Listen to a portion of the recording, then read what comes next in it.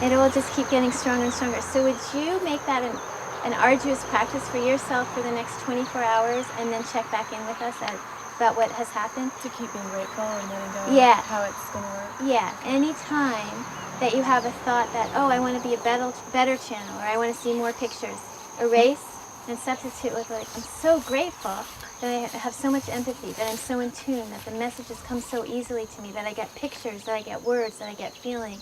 I'm so grateful for that. And I release my attachment to how this has to happen. And I ask life to make me the most serviceful, best, gifted channel I can be. And that's your practice. And you have to promise anytime a thought comes that negates that you'll substitute it with these thoughts. And you can vary them in your own words, but for 24 hours, it's like an arduous discipline. Okay. And you'll report back to us tomorrow.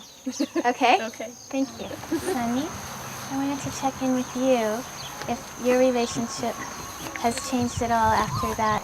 Who's excited? About an hour before you did the exercise of asking us to pick an animal or many animals, the horse kept calling to me and asking me to come and see him. And I couldn't. And I said, I can. I'm in the middle of a seminar, but I promised him I would at some point. And about an hour later, you asked us to go see an animal, and I got some fruit to give him and ran down here like a little 7-year-old. I mean, I was so excited to see him and came to see him and expecting him to greet me with this like happy, like, because he's been calling me. And when I greeted him, he had a lot of ambivalent feelings.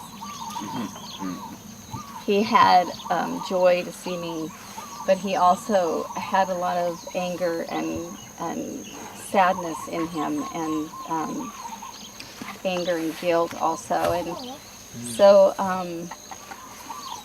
when I asked him what was going on and why he called me down, he showed me a picture. Well, first he asked me how come I abandoned him. And I told him I didn't remember abandoning him, and I told him I was sorry, that it must have been in another lifetime and I didn't remember. And then he showed me a picture of, in another lifetime, one of my last lifetimes, where I was a child and he was Zachary then. And and I was riding him and I fell off and I died. And he felt responsible for my death, but he also felt angry because I abandoned him. We met yesterday a lot too. So anyway, for me it was really heavy because I felt all this joy coming down to see him, and he had all these ambivalent feelings. He was really upset with me for leaving him, and he had a lot of stuff going on about that. So he was happy to see me, but he was upset with me. And I did spend time apologizing, but he couldn't let it go.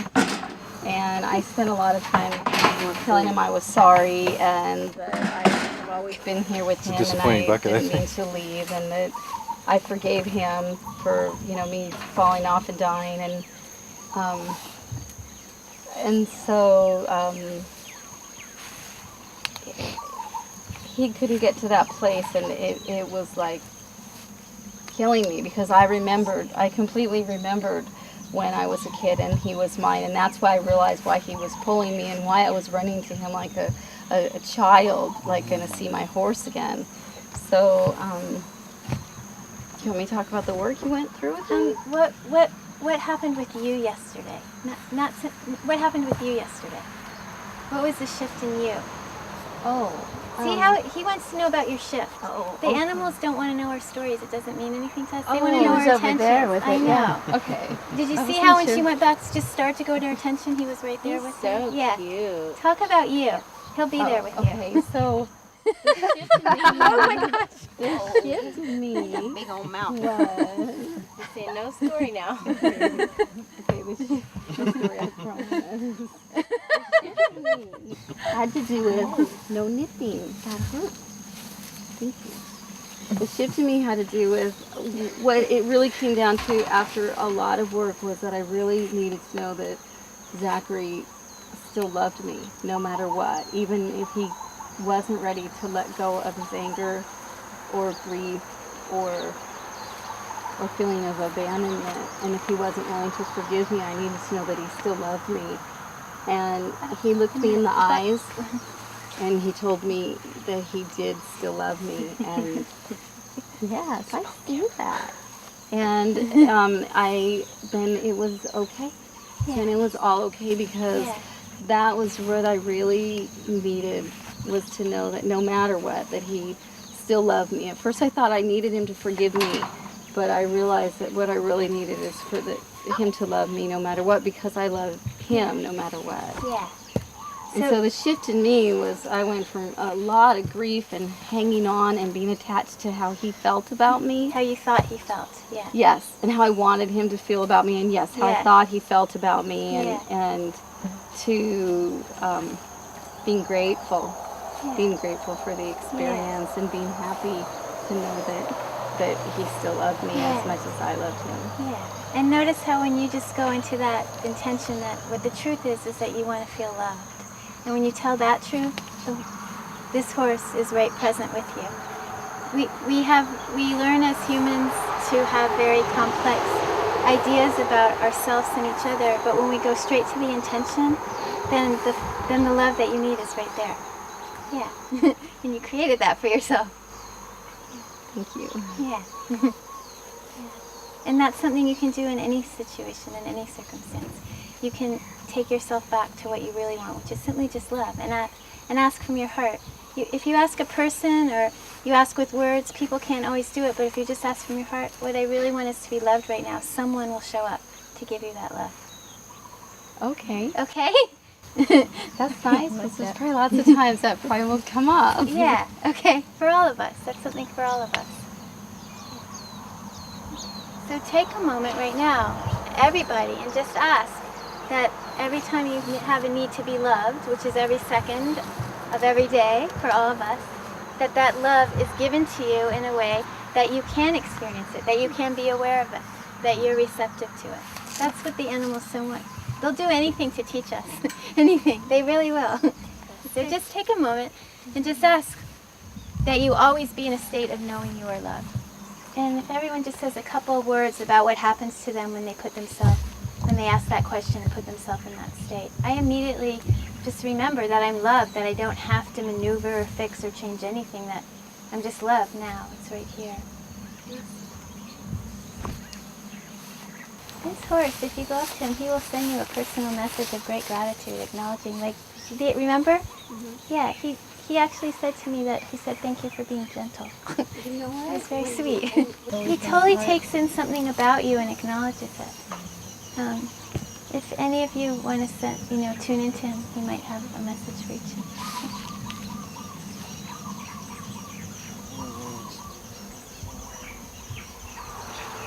He said to let the animals that are here on the island help us to enter the mystery and trust that when we go, they will be here to hold us and take care of us and protect us.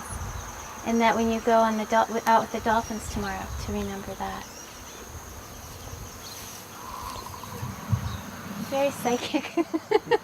He knows lots of stuff about me.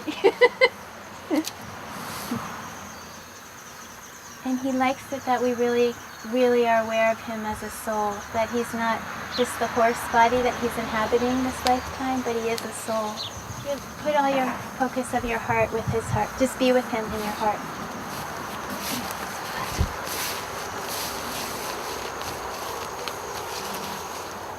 He said 3 adjectives. Jolly fellow, practice thinking clearly, and a little bit troubled. So do you want to say anything about that? Practice thinking clearly, that's good. Yeah, I like that message. Keep watching kind of what you put out, and then what comes in your mirror view in your 3D life. Yeah. Watch what you imagine, and then what happens. That's happening to us all the time. Mm-hmm.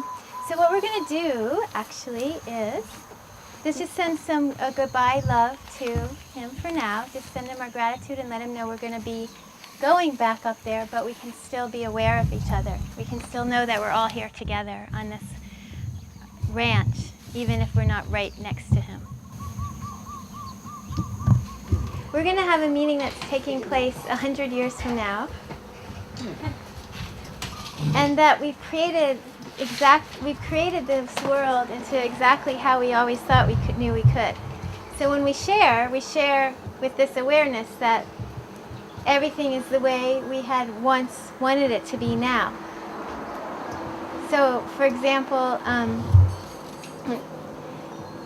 you might remember time, you might not know this, but I read in a history book that there was a time where some people didn't have enough food and some people didn't have enough money. And it was really surprising to me because everyone always has everything they need here. Yeah. That's sad. I wonder what it must have been like for those people when they didn't just have everything what they needed. Yeah, I'm not sure. It must have been a very different life. Yeah, it was like some people didn't have what they want, others did, but they had to, it seemed like a big task to get it. And Did they get along? The haves and the have-not? does anybody know? Has anyone? I heard there was a lot of crime too. What's crime? Well, that's where they had weapon things that they'd hurt each other with. Like guns and knives that they'd hurt each other. You and mean kill each knives other. like when you eat dinner? But bigger and sharper. Weird. Huh.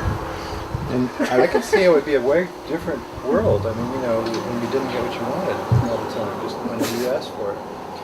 You know, I read. Look at an apple dropping from the roof. I adopted. I read the same history book that you did. I think it was the same one, except Yeah. it was about 14 years later. Uh-huh. And what started to happen, that shift. Did you guys read that page?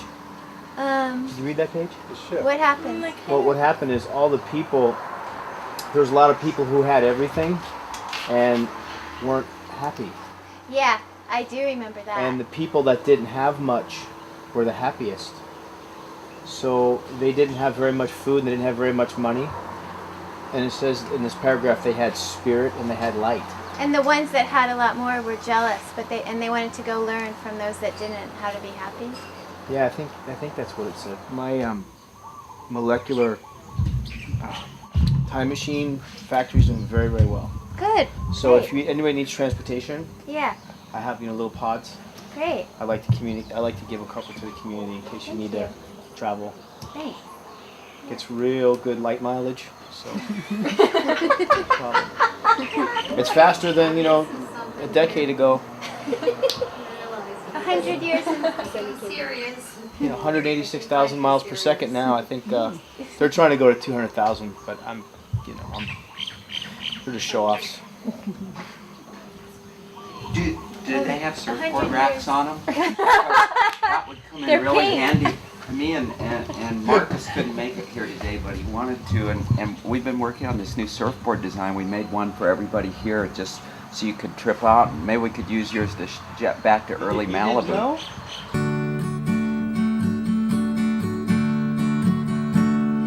Give me love, give me love, give me peace on earth, give me life,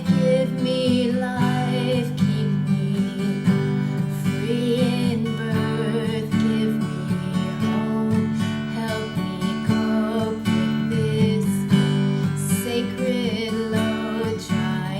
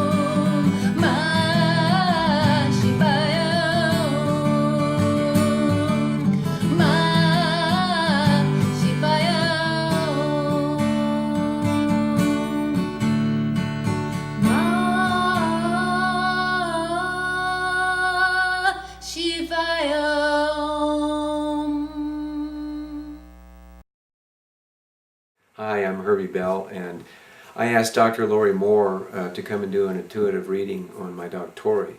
Tori is a rescue dog, and he was depressed and melancholy, and I thought perhaps she could help, and she really did. She did a remote reading and then came to the house, and he has changed 180 degrees. He is no longer withdrawing from other dogs and people. He doesn't run away anymore. He responds to commands, and I just have a blast with him every day, and I cannot tell you how grateful I am, Dr. Moore, and I would recommend you to anybody with a pet. Thank you very much. I had a lot of anger towards my ex-husband. I had a lot of anger for how he treated my son and how he treated me. And even anger towards myself for staying in the marriage far too long and beating myself up about it. And the anger had been going on for the long marriage. And I, even when I divorced him, I couldn't let go of the anger. And I have to tell you, I really have no idea how you do what you do. If somebody asked me, I would never be able to explain how you do it. But something about, because you're an amazing practitioner, and the process and just everything, the way that you help me through it. At the moment when we were doing the seminar, I wasn't really buying into it. I mean, like, I did the whole process, but it wasn't like I thought, oh, I'm healed, I'm not going to feel anger anymore. And what I found is that, not that I wouldn't get angry at my ex-husband when he did something when it came to my son that I thought was wrong, but I would get angry and let it go. And all that churning and the stuff, that, like the self-talk about, the stuff that I would go over that was really not healthy for me, after the seminar, that all went away. And still, it's been a long time since the seminar. I just don't I don't have anger towards him unless it's momentary anger about something, and then I let it go.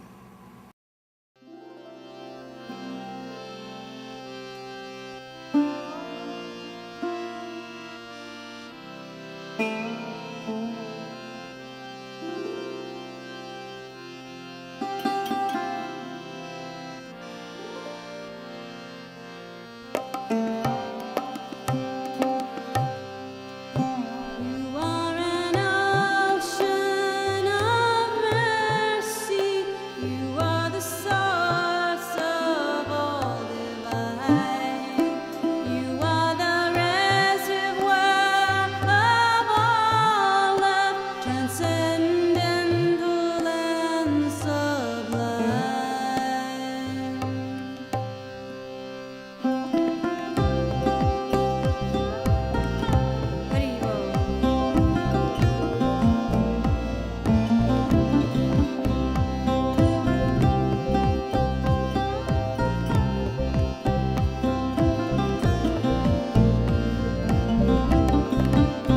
You are an ocean of mercy.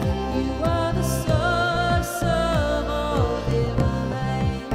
You are the reservoir of all love, transcendental and sublime. Oh, I am falling at your lotus feet, seeking relief from this pain. There's only one thing that can free me now. It is the nectar of your holy name. Radhika Ramana Madhusudana Shri Gopinatha Govinda Ram Keshava Madhava Giridhari Rama Shri Gopinatha Govinda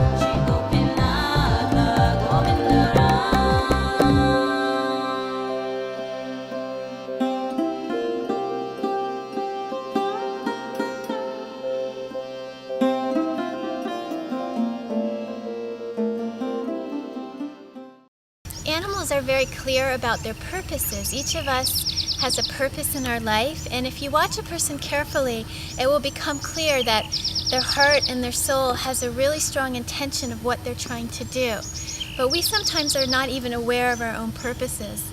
It took me many years to be very clear that my only purpose is to learn how to be love in all moments. It's a learning. It's what I'm here to do. And I began to realize that all my yearnings and strivings came from this. And sometimes I would get lost in the goals and the missions of the form. So for example, for many years I put on performing arts pieces, and I had a performing arts troupe. And when I decided to go back to graduate school and leave that all behind, after about a year of graduate school, I really began to doubt myself and wonder, was this worth it? And maybe my purpose was to get that performing arts troupe happening. And I talked to an old friend who had known me since I was really young. And he said, you know, Lori, I don't think it matters if you're a therapist or you're a performing artist. I think your intention is really clear. And your purpose is just to bring joy and love to groups of people. And the form will take care of itself. And when I relaxed and heard such a beautiful thing being said to me, I realized it didn't matter exactly how I did it, that what I came here to do was just going to happen. The animals are very clear about what their purposes are, and they come and serve us. And we're often conditioned to think, oh, well, the way to serve is you have to be a therapist or a nurse or a teacher. And I had some misconceptions about this when I was younger. I remember in my early 20s living with a spiritual group and really being encouraged to be a preschool teacher. I had no joy about it. I had so many passions and talents and yearnings, and there I was doing something that someone would love to do, and I had no interest in doing. And it was getting awful. I was beginning to get terrible migraines. I wasn't serving anyone, but yet I was quote-unquote being of service. I left. I took my guitar. I got a one-way ticket out to California, and I started singing the songs I write to everyone I knew. I'd sit on the street corner and I'd sing, and soon people were creating shows and we were putting on performances with all the songs. And people came up to me and told me, my life has changed because you did this. And I wasn't doing anything but being happy. Whereas when I was trying to serve people, I was just kind of being arrogant. Like, they didn't need me to serve them. They were fine. So people often ask me, well, how come if you say animals are all in service, some of them are just having a good time? Well, that can be one of the greatest services you have to offer. When you ask an animal, what's your purpose, they'll tell you in really simple forms. It might be to love. It might be to assist their person. It might be to be happy.